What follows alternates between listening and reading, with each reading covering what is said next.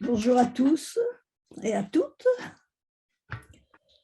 Bon, je vais faire quelques remarques sur ce thème de l'incertitude, pas plus. D'abord des remarques un peu générales. Certitude, incertitude, croyance, conviction.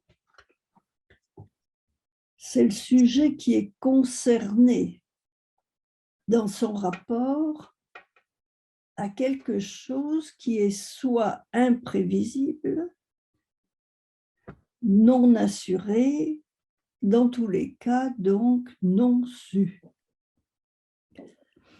Et il y a beaucoup de choses, de fait, dont on est certain qu'elles sont incertaines. L'heure de la mort, par exemple, les accidents possibles, les péripéties inattendues de l'histoire, bref, tout ce qui est événementiel.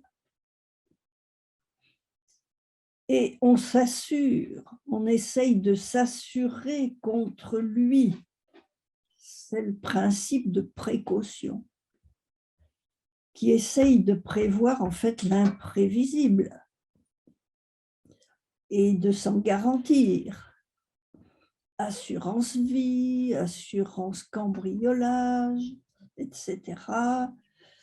Prévision retraite, aujourd'hui prévision météo, tout le champ de la prévoyance. Impossible, la prévoyance.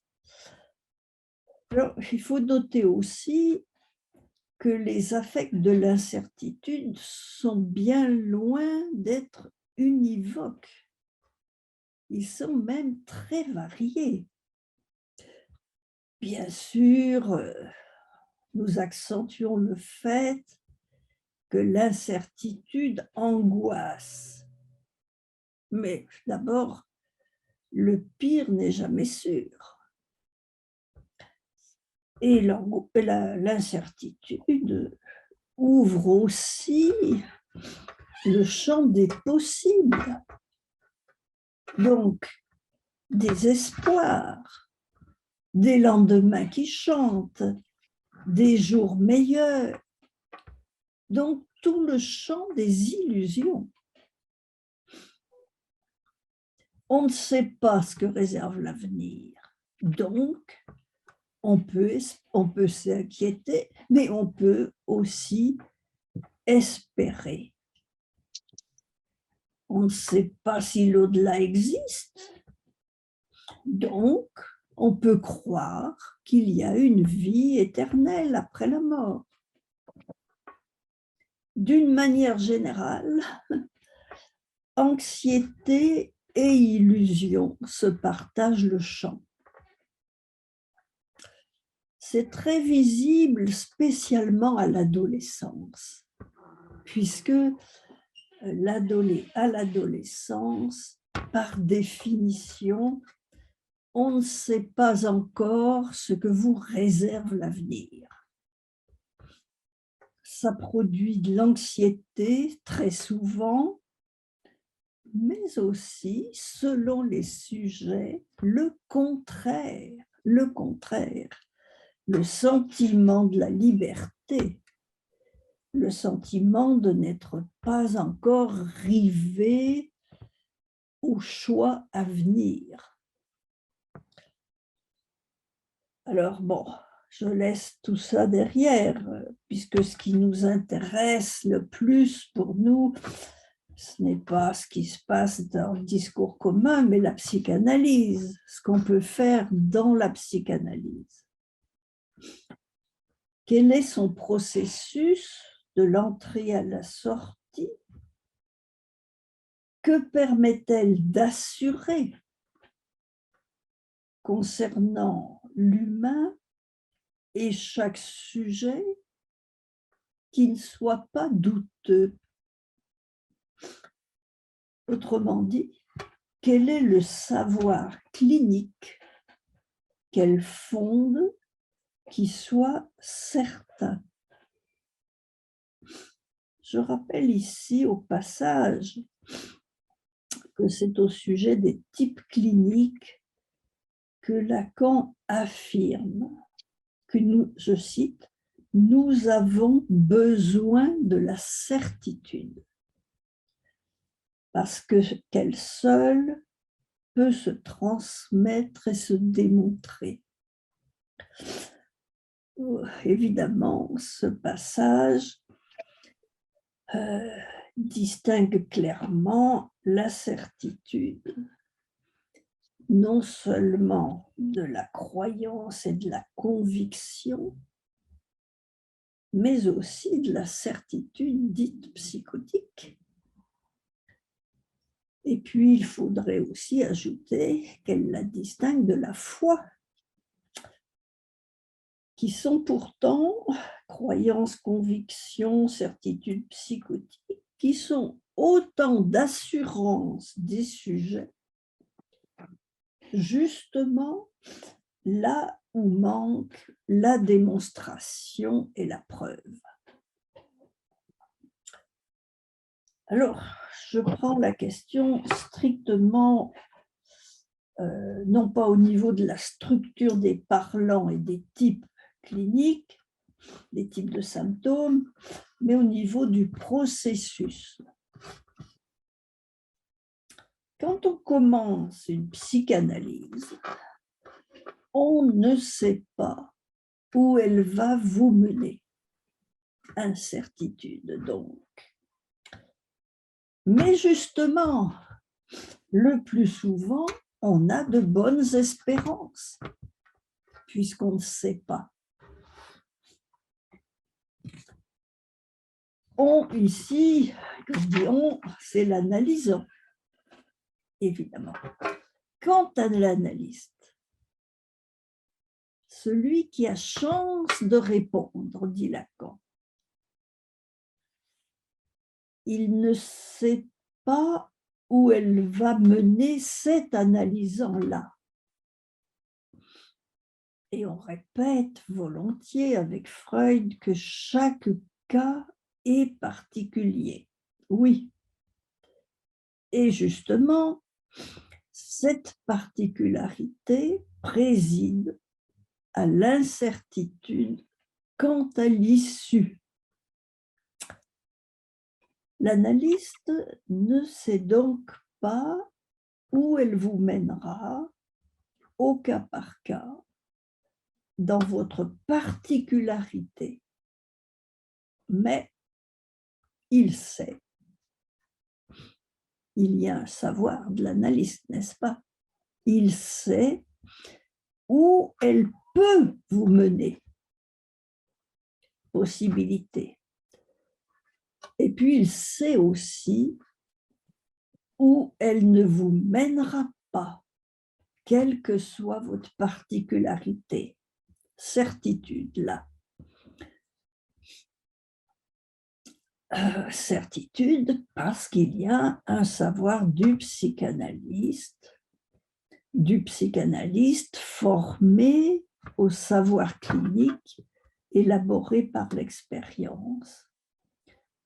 Et il sait ce que la psychanalyse nous apprend et qui s'applique à tous ceux qui parlent. Ils tombent tous, en effet, sous le coup de ce que le langage rend nécessaire ou impossible en termes de logique modale. Ce savoir clinique-là, il n'est pas incertain. À suivre l'enseignement de Lacan, il se démontre. Et c'est ce que nous appelons la structure. La structure qui, si on en croit Lacan, ne s'apprend pas de l'expérience, mais se construit à partir de l'expérience. Ce n'est pas pareil. Et la structure que Lacan a construite, eh bien, elle n'est pas linguistique au sens propre. Elle concerne plutôt l'effet du langage. Et c'est justement ce que l'analyste a à savoir et qui me permet de dire qu'il sait d'avance, en dépit des différences de chaque analysant.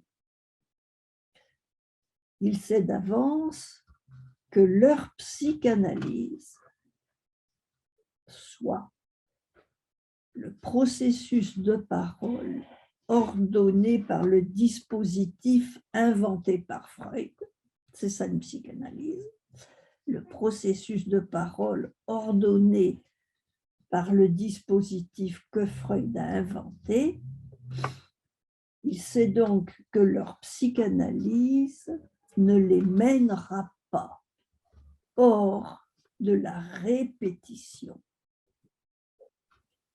qui fait le sujet heureux, comme il s'exprime dans Télévision, et qu'elle ne les mènera pas non plus au rapport sexuel. Quoique, elle peut parfois apporter quelques mieux dans leurs affaires amoureuses. Elle ne les mènera pas au rapport sexuel, mais peut modifier quelque chose dans les affaires amoureuses. Reste qu'il ne sait pas, l'analyste, jusqu'où chaque analysant parviendra à discerner cette structure et surtout comment il y répondra, quelles conséquences il en tirera. La variable individuelle est sur ce point parfaitement imprévisible. J'ajoute qu'elle est irréductible et indépassable. Dès lors que, si nous en croyons Lacan, en 1976, dans sa préface à l'édition anglaise des écrits, l'analyste ne s'historise que de lui-même.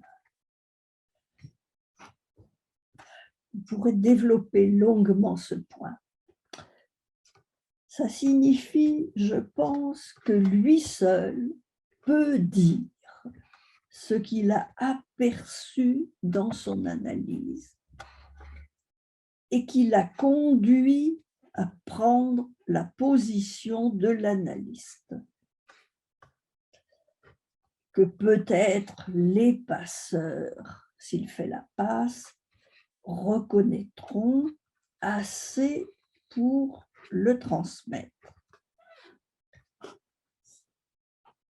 Quelques 20 ans d'expérience du dispositif de la passe montrent qu'il est plus facile d'historiser son analyse, son entrée, sa sortie, ses bénéfices éventuels et divers, qu'historiser l'analyste lui-même, à savoir ce qui a rendu possible la passe à l'analyste, à chaque analyste, dans le décours de l'opération analytique, et qui est, disons-le, la passe à la certitude de son acte, en dépit de toutes les incertitudes possibles du sujet sur son être. Freud, lui, il a pensé que le processus conduisait à une issue pas incertaine, mais qui assurait une butée certaine sur la castration. Et il n'a pas posé, à vrai dire, Freud, la question du rapport au désir de l'analyste.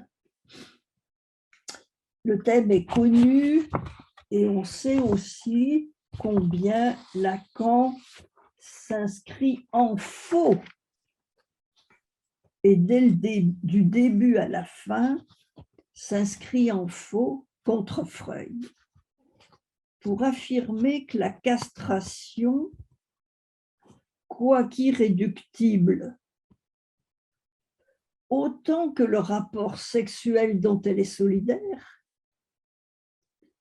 pour affirmer que la castration ne constitue pas une butée de fin pour le sujet, qu'elle n'empêche ni l'éventuelle satisfaction de fin, ni le savoir, au moins partiel, sur ce qui y a suppléé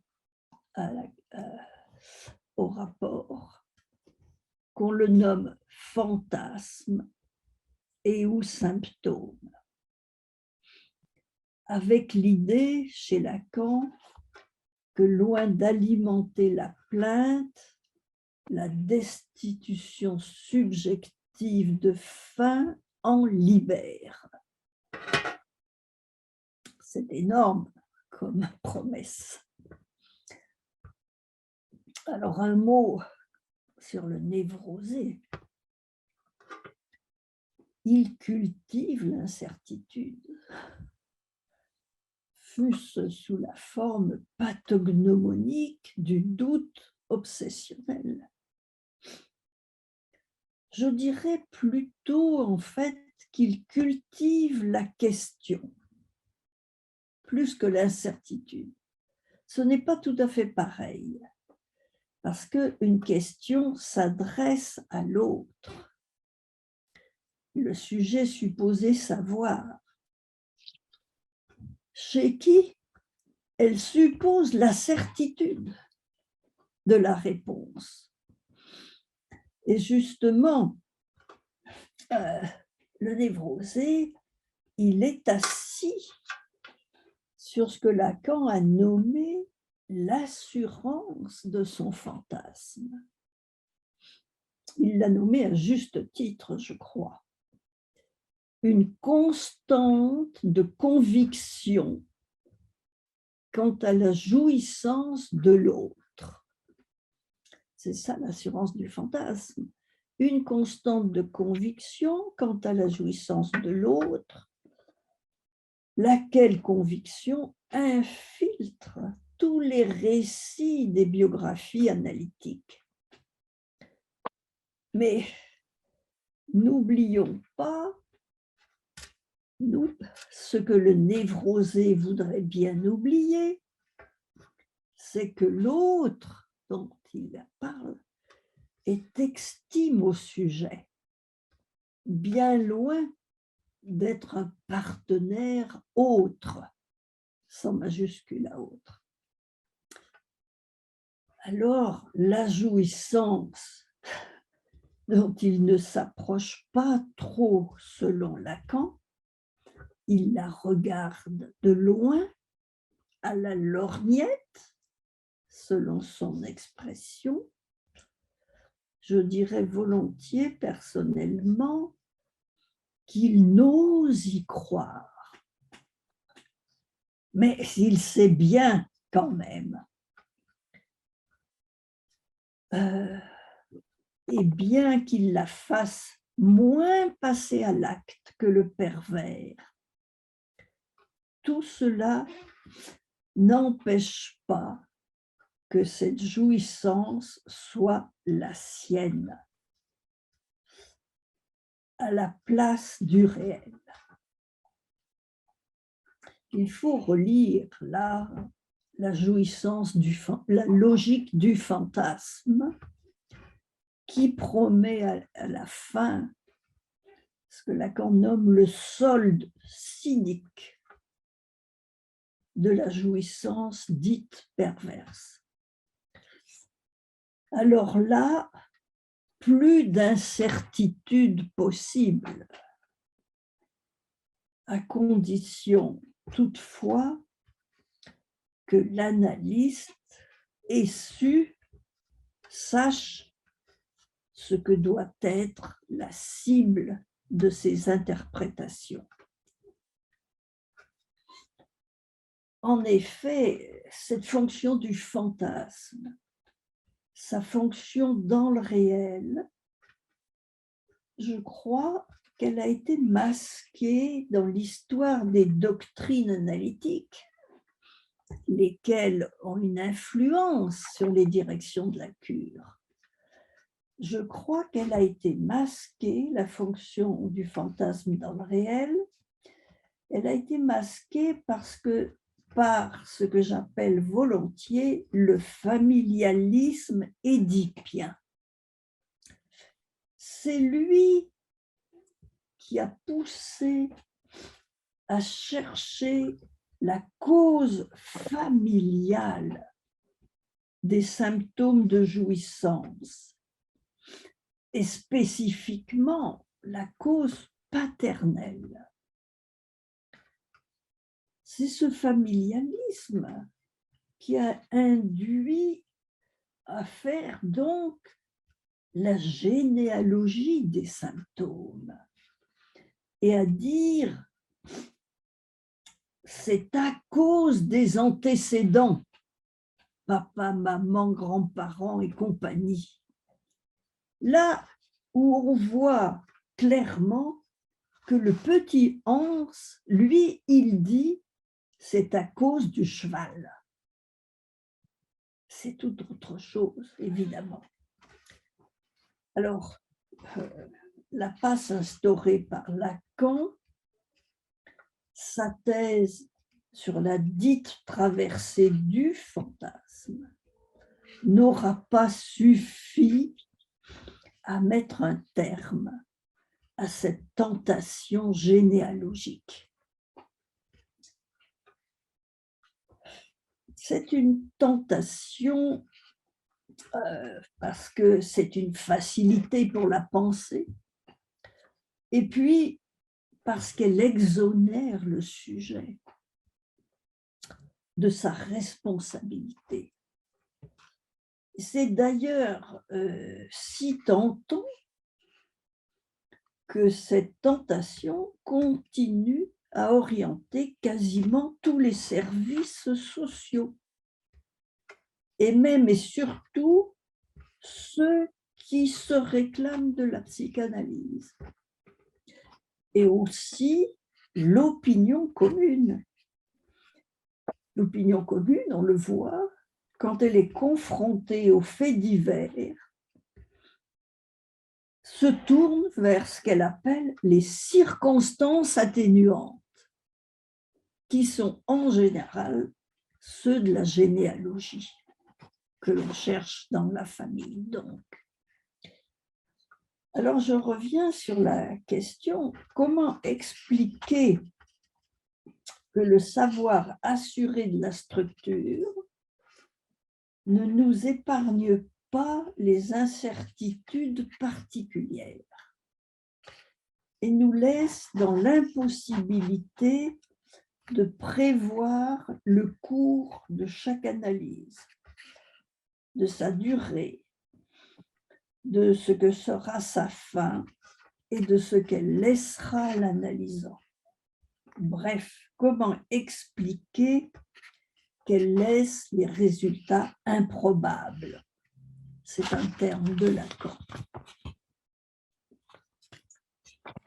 Bien, c'est qu'au cœur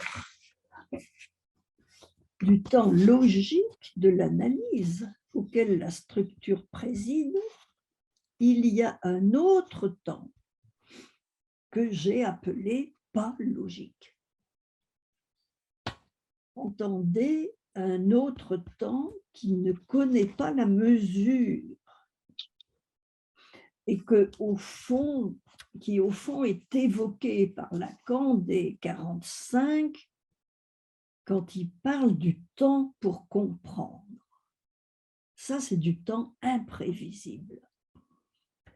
L'expression désigne une durée incommensurable.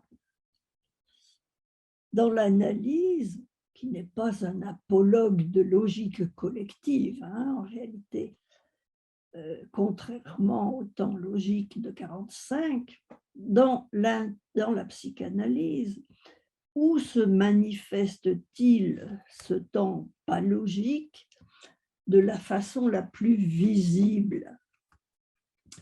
Il me semble que c'est au niveau des deuils que comporte le processus et dont on ne sait jamais quand ils viendront à terme pour chacun. Les deuils, je les mets au pluriel, quoique ils ne soient pas tous à mettre sur le même plan. Celui qui nous intéresse, c'est le dernier. Il y a d'abord les deuils liés à ce que l'on appelle la chute des identifications. En fait, c'est une chute des idéaux que Lacan écrit grand I de grand A, idéal de l'autre. Dans l'analyse, Lacan dit que ces identifications sont dénoncées. Le terme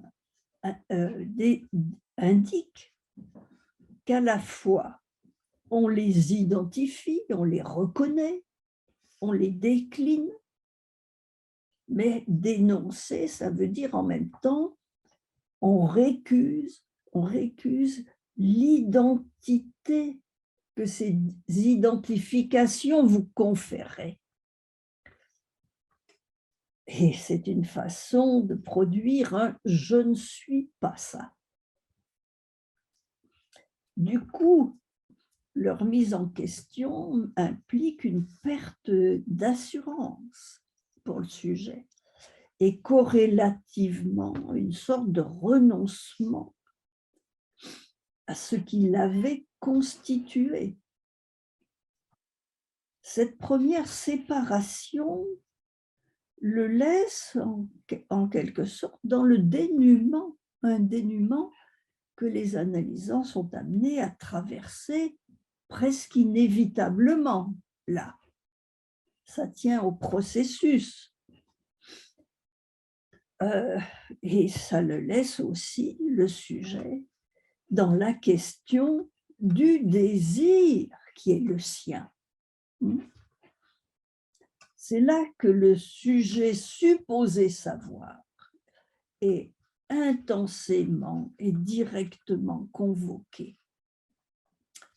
Alors, est-ce que la chute, ce qu'on appelle la chute, et que Lacan appelle la faille du sujet supposé savoir, est-ce qu'elle se produit automatiquement dans l'analyse? J'en doute, je ne le crois pas. Ne pas pouvoir dire le désir n'empêche pas d'espérer, plus ou moins longtemps, selon les cas.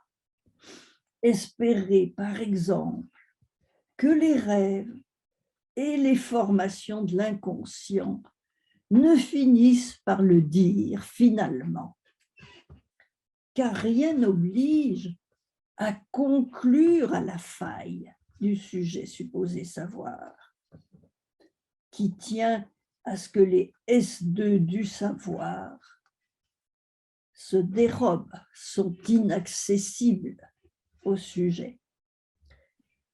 Alors ce temps de qu'on peut dire avec un terme freudien, ce temps de perlaboration transférentielle, ce travail de détachement qui conduit possiblement à la chute de la supposition de savoir, la faille donc du sujet supposé savoir, ce temps n'a pas de temporalité instituée. Il varie grandement selon les sujets. C'est un temps pour comprendre, si on veut reprendre le terme de Lacan. C'est pourquoi j'avais parlé à un moment d'un analysant plus ou moins logique lui-même. Alors Freud a évoqué dans les variables de l'analyse ce qu'il a désigné comme la viscosité de la libido, désignant un manque de fluidité de la libido, une moindre capacité à changer ses objets. Mais peut-être que la notion peut aussi s'appliquer au travail sous transfert. Quand même, le deuil majeur dans une analyse, si on suit la proposition et l'étourdi, le deuil majeur vient après. Je crois que le deuil du sujet supposé savoir ouvre au deuil de l'objet analyste, ou plutôt au deuil de l'objet de l'analyste réduit à l'objet A. Peut-être peut-on les distinguer. C'est pour le second, pour le deuil de l'analyste réduit à l'objet A, que Lacan parle de deuil, lui. Alors, le premier, celui du sujet supposé savoir, il résulte de l'impasse de l'élaboration associative, de sa butée sur le mi-dire irréductible de la vérité, qui ne rejoint jamais le savoir attendu. Et pour terminer ce deuil, il faut conclure sur cette butée. Ça permet de cesser de la réitérer. Le second deuil, celui de l'analyste tombé dans le désert, au fond, laisse subsister un temps de demande encore. Et à ce titre, le sujet dans le deuil, il peut encore protester. Il n'y manque pas d'ailleurs, le plus souvent. Ce n'est pas forcément un mauvais signe, mais il est généralement, ce sujet-là, dans cette phase, il est généralement moins bavard, plus à court de mots, désert de l'analyse, disait Lacan. Le désert, c'est là où le mirage de ce qui est attendu de l'association libre a disparu, a déclaré forfait. Alors, comment le gap entre d'un côté l'impuissance à laquelle préside le transfert à la fin, le ne pas y arriver, ce gap entre cette impuissance et la certitude, malgré des années d'association libre, et d'autre part, la conclusion d'impossibilité qui fait cesser la demande. Comment ce gap peut-il être franchi? La postface pose encore une question, quoique dans des termes nouveaux, mais elle souligne que le gap ne s'atteint qu'à l'usage d'un particulier. Usage, eh bien, ça dit le temps nécessaire à un particulier. Et donc, ça désigne une contingence imprévisible. La fin évoquée ici est possible, mais pas nécessaire pour tous. Et seul chaque particulier pourra dire s'il s'historise comme analyste dans le dispositif de la passe, ce qu'il en est pour lui. À l'entrée, l'analyste, et je dis, sait quelque chose que l'analysant ne sait pas. Lui qui est encore dans l'espoir, l'analysant, l'analyste sait ce que la structure lui promet ou lui interdit, certitude. Il ne sait pas cependant comment il va s'arranger de cette structure, incertitude. Il ne sait pas non plus le temps qu'il faudra. Est-ce qu'il le sait à la fin, l'analyste?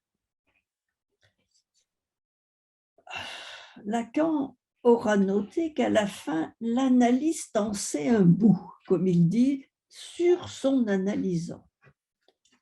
C'était une remarque de Lacan qui invitait à distinguer la dite chute du sujet supposé savoir et la chute de l'analyste, que l'on confond souvent.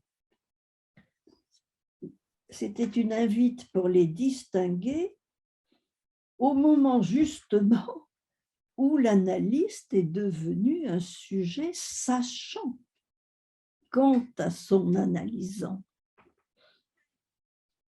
Sachant pas tout, mais un bout.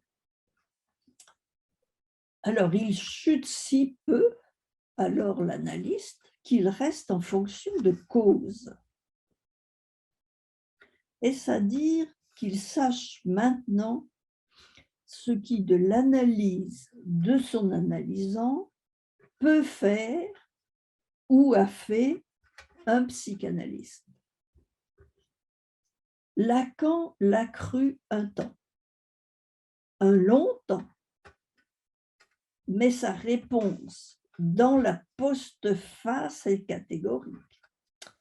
Si l'analyste ne s'historise que de lui-même, ça veut dire que lui seul le sait et peut le dire.